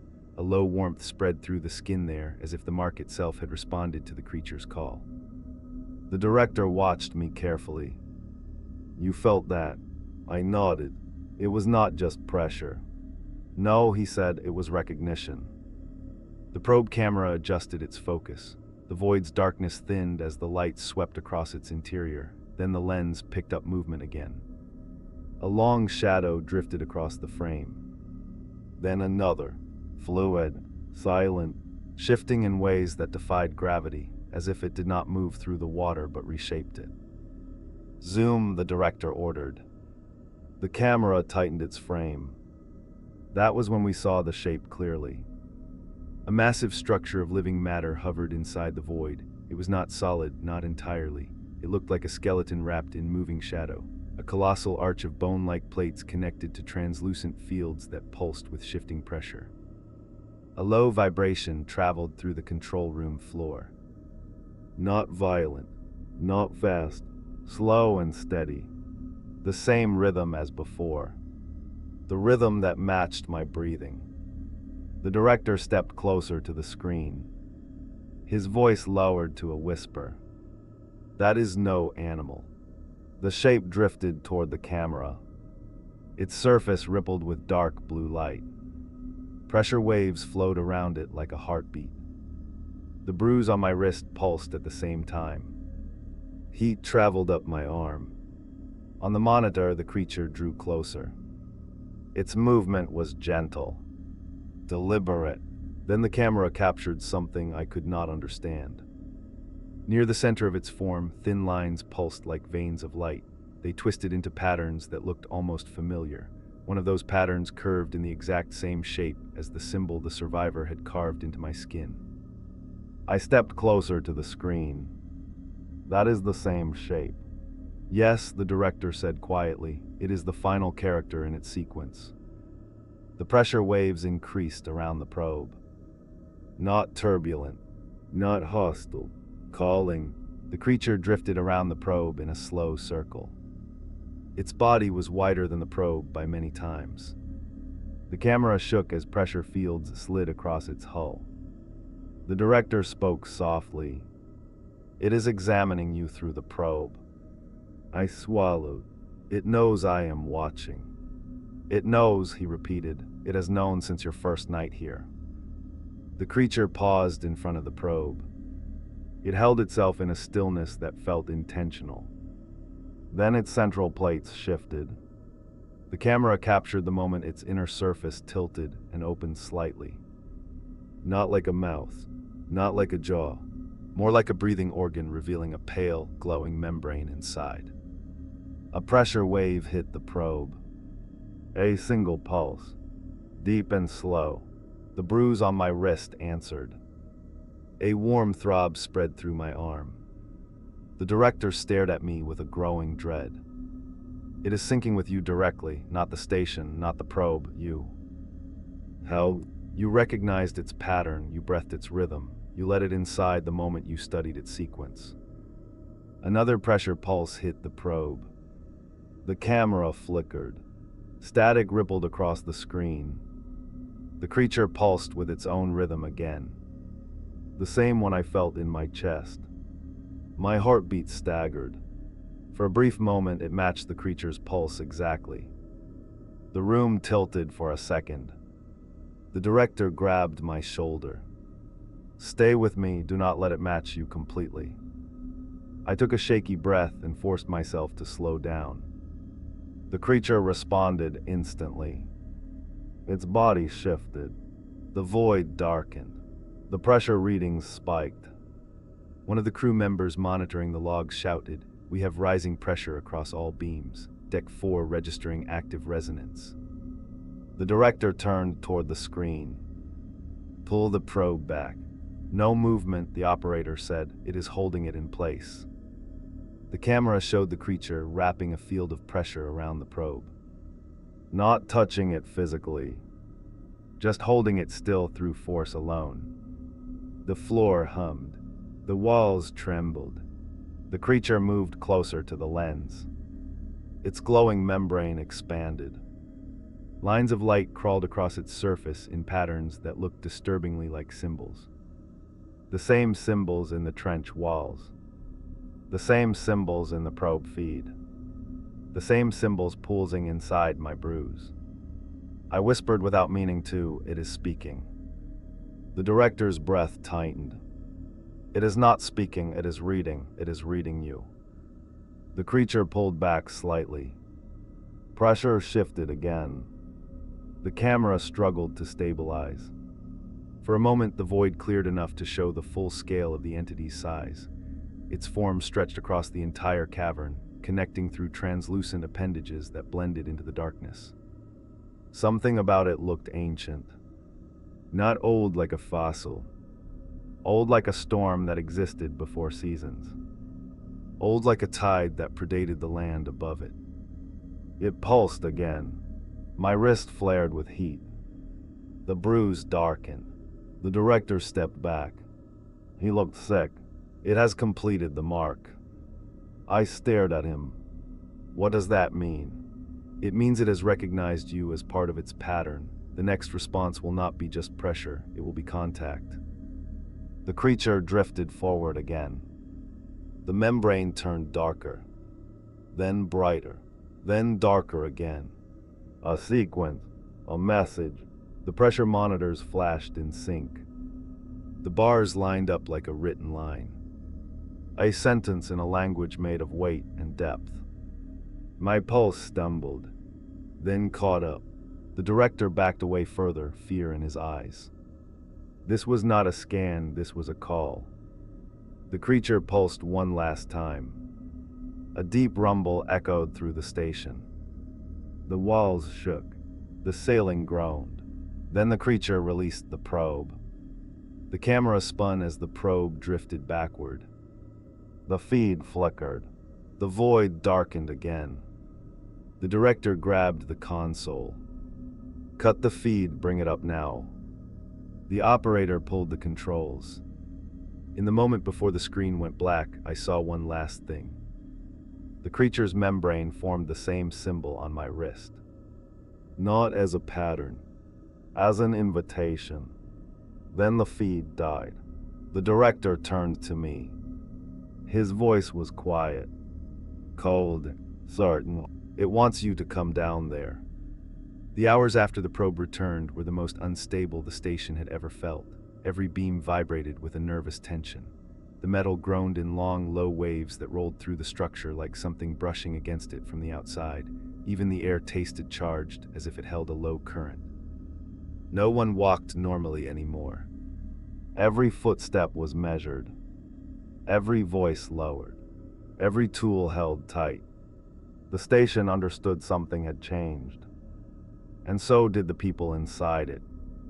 I met the director on deck 2. He stood near a support column, gripping the railing with white knuckles. The lights flickered above him every few seconds.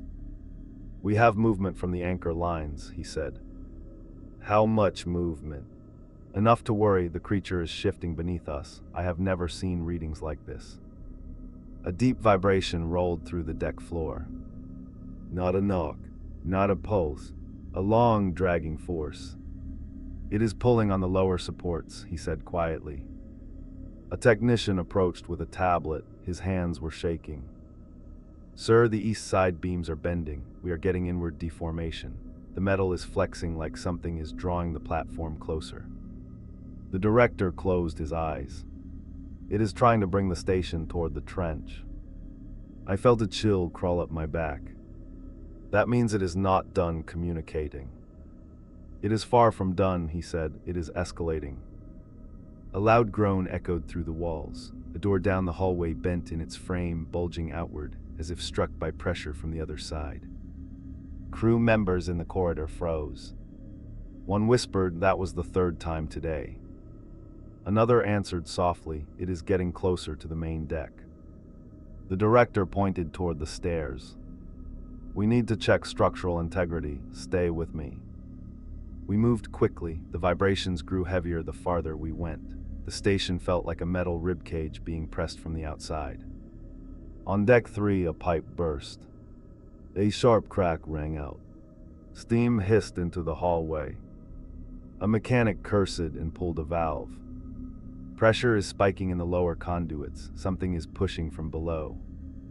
The director knelt beside a wall panel and placed his hand on the metal. The warmth beneath it pulsed. He looked up at me. "This is the same rhythm as your mark." My stomach tightened. "You think it is sinking with me again. It has not stopped sinking with you." The vibration traveled up through my boots, through my legs, into my chest.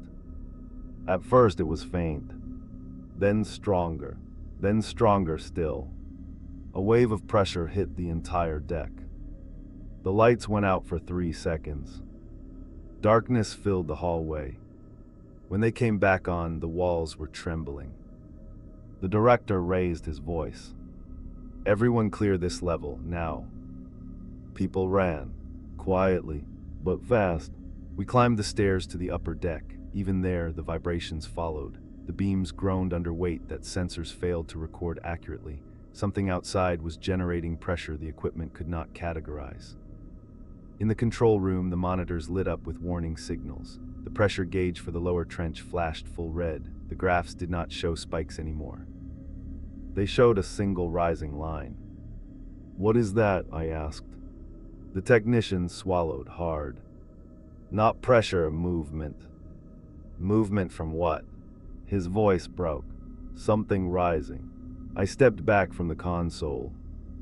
My heartbeat quickened. The technician pointed at the screen. "Look, the anchor lines are bending, all of them." The The director leaned closer. I knew it. It is shifting its mass upward. It is coming closer to the station. I felt heat swell beneath the bruise on my wrist. Then a dull throb. Instantly, the vibration under the station matched the pulse in my arm. The director stared at me in fear. It is locking onto you again. The walls shuddered. A loud metallic pop echoed. A support beam bent in the hallway outside the control room. People shouted. Doors slammed. A toolbox fell and clattered across the deck. The vibration surged in response. Crew members panicked. "Keep it quiet," the director yelled. "No more impacts. You will increase the responses." But fear made people clumsy. Someone dropped a flashlight. It hit the deck with a hard metallic crack. The station reacted instantly. A massive knock struck the underside. The entire structure jolted.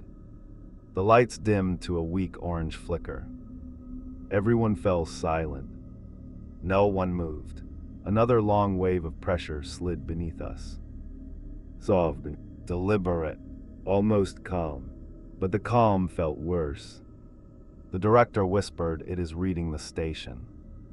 I felt faint for a moment. The room tilted slightly. My heartbeat synced again with the vibration. The creature was not attacking. It was learning. It was mapping the structure. Mapping the people inside. Mapping me. The control room door swung open and a crewman rushed in. "Sir, the pressure is changing direction. It is pushing up the north side supports." The director steadied himself. "It is pulling the station." "To where?" I asked. He looked at me with a heavy, certain expression. "To itself." A violent groan ripped through the walls. The floor trembled. Some monitors fell off their mounts.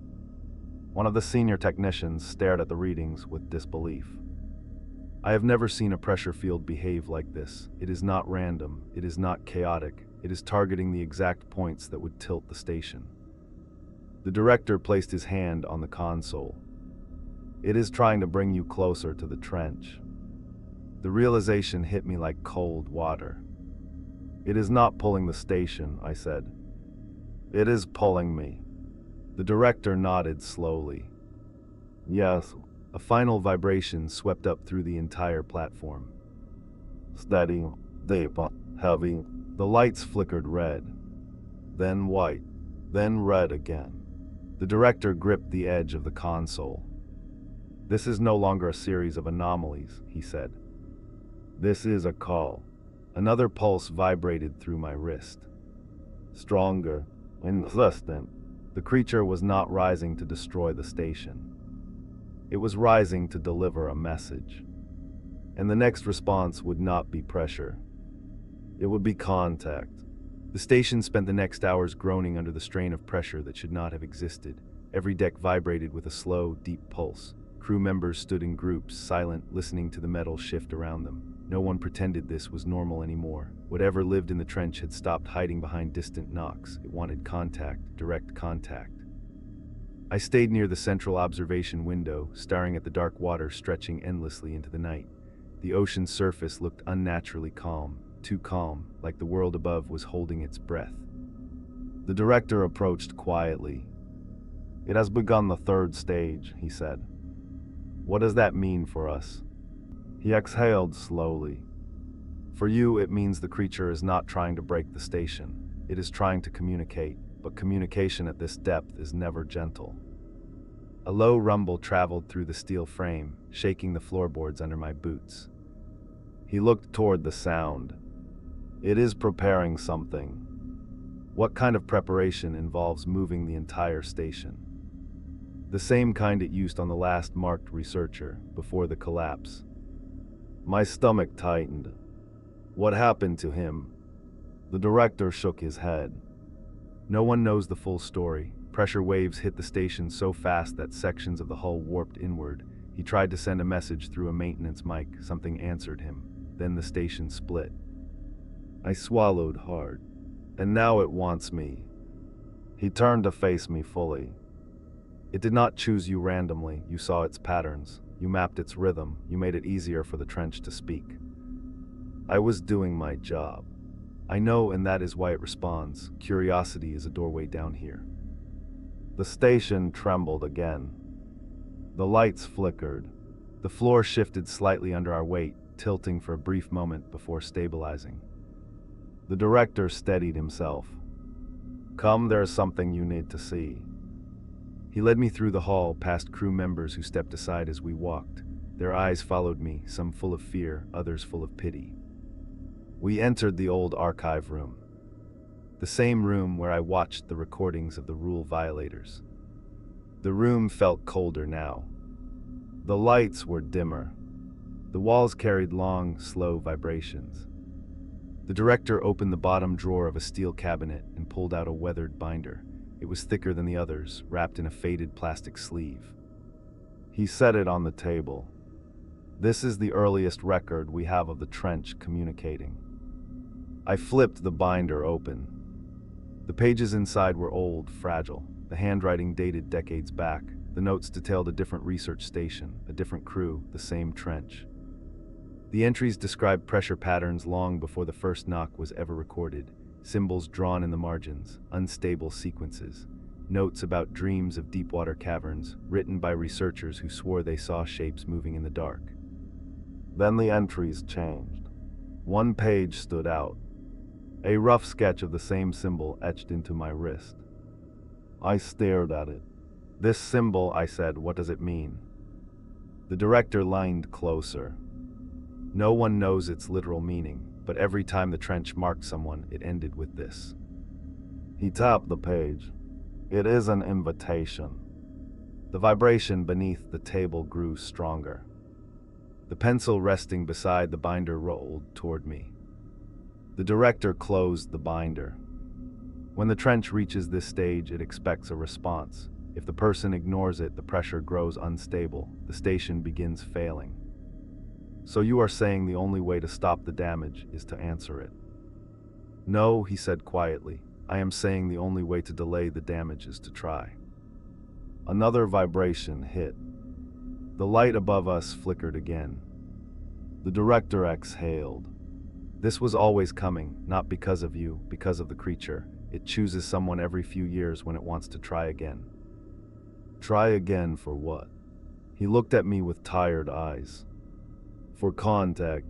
Before I could respond, the vibration grew so heavy the table rattled. A slow wave rolled through the floor. Then a second. Then a third. The director grabbed the radio. Report. A frantic voice answered. Sir, the lower decks are resonating. It is pulling the supports. The entire station is shifting toward the trench. How far? 3 degrees tilt, climbing. The director lowered the radio. It is calling. The air felt thick. My lungs felt heavier with each breath. A memory flashed in my mind. Standing in the control room, watching the creature's glowing membrane pulse in the void, feeling it sync with my heartbeat. What does it want from me specifically? I asked. You connected to its pattern, the director said. That is more than most people can say. Most hear the knocks, but they do not follow them. You did, you mapped them. You recognized the structure. That was enough. A low droning hum rippled through the steel walls. The lights dimmed to a faint orange glow. He looked toward the hallway. The crew is already talking about options. They think the only way to save the station is to send you down, let it finish whatever it started. I felt the weight of the words settle in my chest. They want to sacrifice me. They want to survive, he said. Fear makes people rational in cruel ways. A sudden jolt shook the deck. Equipment fell from shelves. Tools clattered across the floor. The director steadied himself. It is accelerating the resonance. Pressure is rising on the support beams. What happens if it reaches the third response threshold? The hull will bend, rooms will flood, and the rest of us will die long before you do. I closed my eyes for a moment. The hum matched my heartbeat. The floor pulsed with perfect rhythm. The creature was waiting. The director spoke softly. It wants to show you something. The visions are next. What visions? The same ones we recorded from the last marked survivor before he collapsed. What did he see? The director hesitated. Structures carved into the trench walls, older than any civilization, older than the ocean floor itself, and a shape moving inside them that should not exist. I felt a cold wave run down my spine. What did the visions mean? He said the trench was speaking, not in sound, in images. I opened my eyes. A sudden flash filled my mind. Dark caverns, carved walls, symbols glowing with blue light. Pressure rising like a living breath. A massive shape drifting through the darkness. The director stared at me, recognizing the look on my face. You saw it. I nodded slowly. It is calling me. The vibration intensified again. Then stopped. Completely. The station fell silent. The director whispered, "It is waiting for your answer." The silence that fell over the station after the last vibration was unnatural, not the quiet of machinery pausing or waves settling. It felt like the entire ocean was holding its breath. The crew gathered in the central deck with faces drained of color. Everyone kept glancing at me, some with fear, some with hopeless acceptance. They all understood what the silence meant. The creature was waiting. The director stood at the center of the room, gripping the railing with restless hands. His voice was steady but heavy. The station will not survive another resonance. If it wants him, keeping him here puts everyone in danger. The room stayed quiet. Someone finally spoke from the back. Send him down. A whisper followed. It wants him, not us. Then another. He is marked. If he stays, we all die. The director raised a hand but could not fully calm them. I stepped forward. If I go down there, what happens to the station? It might stop the resonance, the director said, or it might not, but it is the only chance we have. My heartbeat thudded in my throat. I looked around the room. Dozens of eyes stared back. Fear controlled every thought. The trench had cornered them with pressure and silence. They were not cruel, they were desperate. I forced my voice steady. I will go. The director closed his eyes for a moment, as if the weight of my decision settled on him. When he opened them again, he looked both relieved and afraid.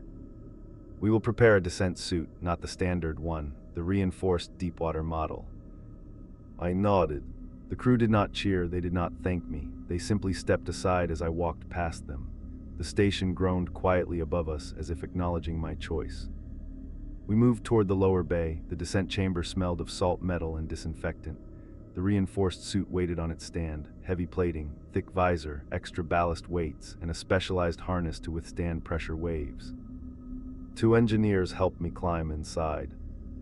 As they sealed the suit around me, one whispered without meeting my eyes. For what it is worth, you are braver than the last one. I did not answer. I could not. When the final lock clicked, the director stepped close to my visor. You understand the rules, he said. No speaking, no tapping, no responding. Let it speak first. What if it wants more than that? Then you will have to trust your instincts. He pressed his palm to the suit's glass. I am sorry. The chamber sealed. The pressure equalized. The water flooded in. The descent began. The cable lowered me slowly through the moonlit surface. The station lights faded above me, swallowed by blue, then black. My breathing echoed loudly inside the helmet. I held it steady, remembering the warnings. Do not let your rhythm spike. Do not let your fear speak for you. Meters passed. The darkness thickened. The suit sensors tracked small pressure waves sliding along the water. No current, no fish, no sound, only the slow vibration of something massive below. At 200 meters, the cable began to tremble slightly. The creature knew I was coming. I forced myself to breathe slower. At 400 meters, the water temperature dropped. My visor fogged at the edges. Lights from the suit cut faint paths through the drifting particles. Shadows moved outside the beam. long shapes, silent, watching. I kept descending. At 600 meters, the trench walls came into view, carved surfaces, smooth lines, ancient patterns spiraling across the stone, exactly like the visions, exactly like the survivor described. A faint pulse traveled through my suit. The bruise on my wrist heated inside the glove. The creature was close. At 800 meters, the cable jerked slightly. Static filled my ear. Then the director's voice cut in. "You are entering the void. It is watching. Do not respond." The cable lowered me into a hollow chamber beneath the trench wall. The darkness here felt alive. The pressure wrapped around me like a slow embrace. The suit lights flickered. Then I saw it. The creature drifted out of the darkness. Its form shifted between solid and shadow. Long translucent plates stretched along its body. Blue veins of light pulsed across its center like a heartbeat. Its movements were slow and graceful, like Deepwater breath made visible. It circled me once. Slow, deliberate, gentle. The pressure built around the suit. Not crushing, not painful, guiding. I felt a pulse match my heartbeat again. Then override it. My chest tightened. My breath hitched. Inside the helmet, my vision blurred at the edges. The creature moved closer. Its central membrane opened slightly, revealing a glowing surface that shifted in patterns. Symbols, shapes, rhythms, the same language carved into the trench. The same language etched into my skin. A pressure wave hit the suit. Slow, deep, warm, not an attack, a greeting. The soft hum grew inside my helmet. A vibration that traveled straight into my lungs. My heartbeat synced completely. The creature wrapped itself around me in a slow arc, not touching, but enclosing me in a sphere of weightless darkness. Images flashed behind my eyes. The trench walls, ancient structures, other creatures drifting in a far distant past. A collapse, a silence, a long waiting. Then the creature focused its pulse. A message, not words, not sound, understanding. I felt my body change. Pressure no longer crushed me. My lungs adjusted. My heartbeat steadied into its rhythm. The suit's alarms went silent. The creature drifted closer, membrane glowing like a calm sun within the darkness. It pulsed a final pattern, an invitation, and I understood. It wanted me to breathe with it. I inhaled. The pressure embraced me. My heartbeat matched the trench. And in that moment, I realized the suited descent was never for protection. It was for ceremony. The creature was not killing me. It was choosing me. The creature's glow surrounded me like a slow underwater sunrise. My suit felt weightless despite the crushing depth. The water no longer pressed against my chest the way it should have. My ribs moved freely. My breathing stayed steady. It was as if the pressure outside and the pressure inside had reached a perfect balance.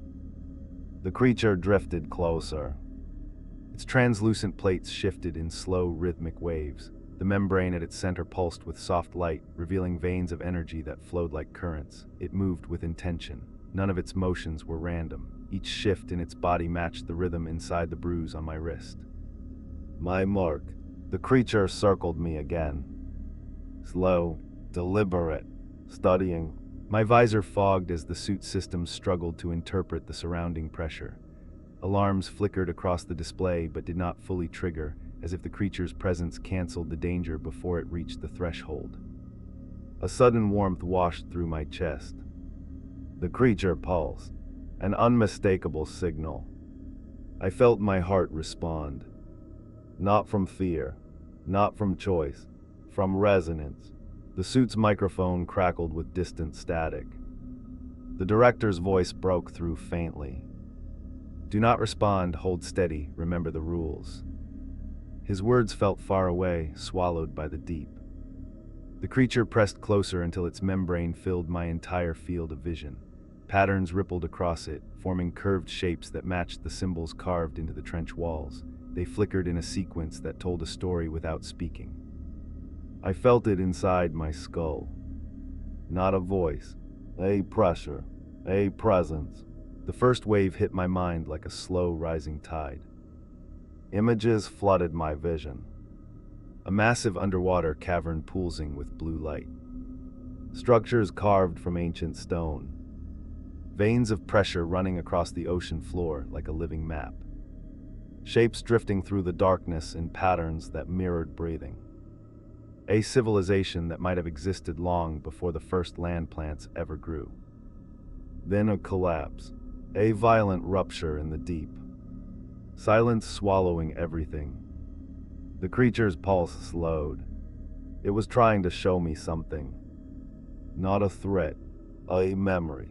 The suit tightened around my chest as another wave of pressure passed through me.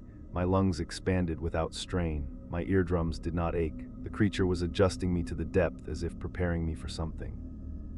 My vision cleared again. The creature stopped in front of me, close enough that the light from its membrane lit the inside of my helmet.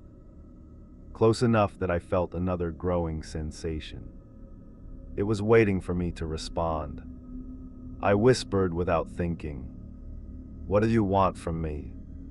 A deep vibration answered instantly. Warm, heavy, pulling.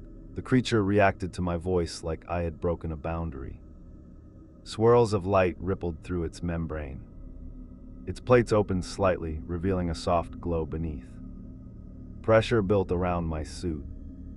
Not crushing, and closing. Another wave hit my mark. The bruise on my wrist burned with heat, as if something inside the skin was waking. The director's voice crackled faintly through the static. "Stop talking, do not respond, you will trigger the exchange." But it was too late. The creature pulsed a long, steady note. Everything inside me answered. My heartbeat synced in full. Then the pressure changed. A stream of weight pushed through the water. Not water current, not physical touch. Something deeper, something entering the suit, into the space around my body, into my mind. I gasped as a surge of feeling passed through me. Shapes, colors, currents, memories that were not mine. A sense of age beyond anything human. The creature was not attacking. It was merging. Pressure inside my chest shifted. My ribs expanded further. My lungs adjusted to the depth in ways no human lungs should. The creature sent another heavy pulse. This time it hit the center of my spine. A jolt shot through my nerves. My limbs felt lighter. My heartbeat steadied into a deep, calm rhythm. The creature pulsed again.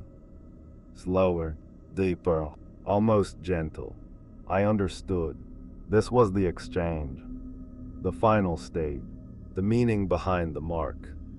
It was reshaping me. Not killing me. Transforming me. The director's voice broke through again, panicked now. "Get out of there, break the tether, you have to move. Do you hear me? You have to move." His words felt distant, as if spoken from another world.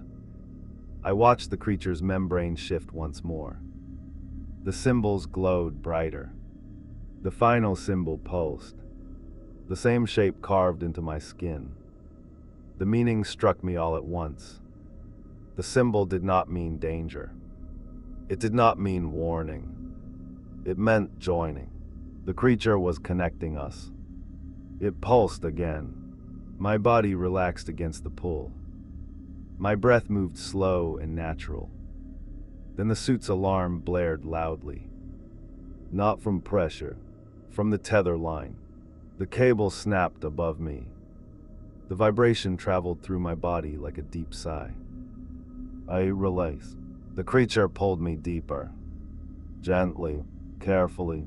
The last thing I saw from the probe camera above was the station lights flickering far above me as I drifted deeper into the void, held in the creature's resonance.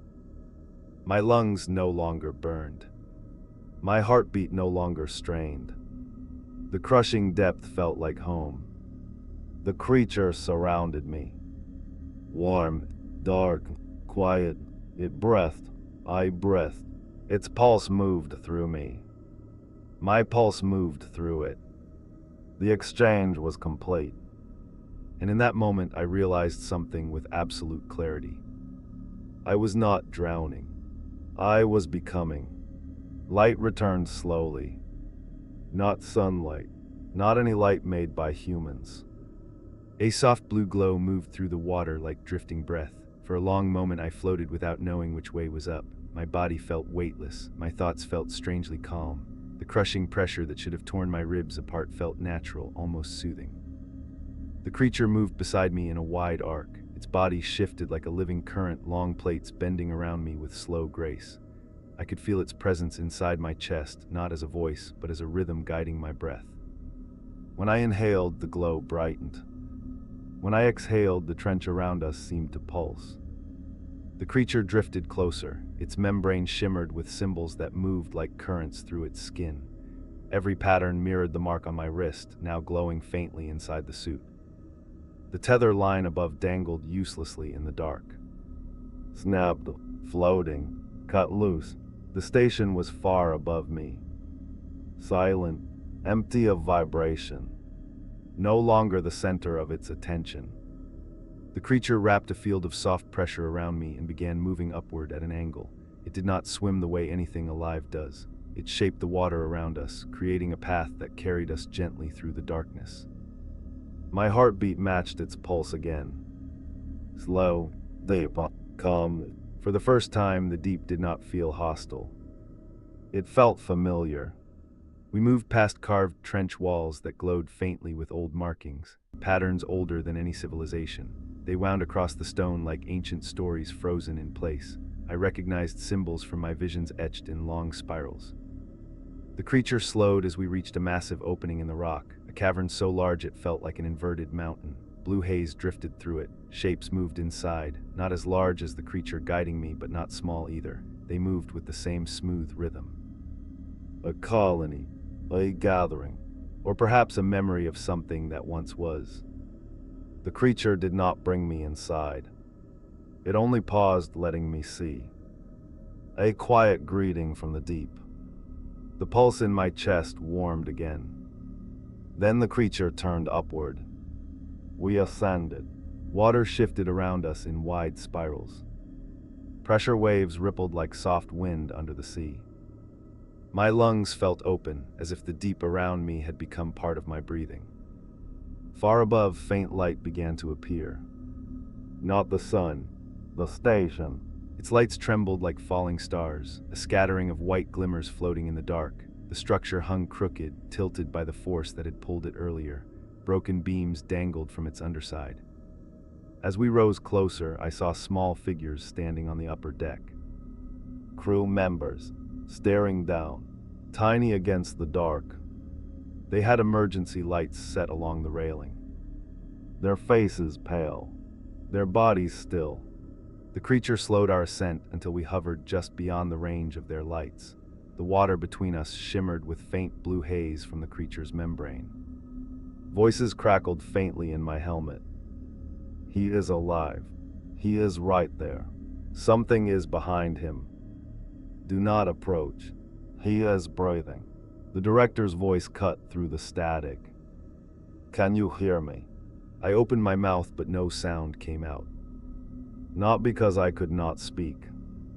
Because something inside me understood that speaking now would break the rhythm. The creature pulsed once. The bruise on my wrist glowed in response. But it no longer felt like a bruise. It felt like a seal. A bond. The director spoke again. His voice trembled. If you can understand us, we need to bring you back up. The creature shifted behind me. Pressure moved through the water in a slow wave. Not hostile, not warning. Final. My heartbeat answered. The director must have sensed it. His voice cracked. God, he is synced. Someone else whispered, almost crying. He is one of them now. Another voice filled the channel. Confused, afraid, what do we do? The director hesitated for a long time. Then he spoke softly. We let him go. The creature drifted closer until its membrane touched the water above us, sending a soft ripple toward the surface. A goodbye, an acknowledgement. For the first time, I understood the message. It was not claiming me. It was fraying me. The creature moved downward slowly, inviting me to follow. I looked at the station one last time. At the people who had tried to save me. At the metal home that had trembled for days under the weight of something it could never understand. My lungs filled with a deep, steady breath. My chest felt stronger than before. My limbs felt lighter. I let myself drift downward. The creature circled me again, guiding, guarding. As the station lights faded above, the deep glowed with soft, shifting blue. Currents swayed like strands of living hair. Warmth surrounded me. The pressure felt like a heartbeat wrapping around my body. My heartbeat. The deep accepted me. The creature kept pace with my breath. The old symbols pulsed in quiet harmony. I was not dying. I was changing. The trench settled around me like a new home. And when the vibrations echoed again through the ocean floor, they did not terrify me. They matched my own pulse. A new rhythm. A shared rhythm. The rhythm of something human and something ancient breathing together. The station above heard the final pressure pattern. A single steady pulse rising from the deep. My pulse,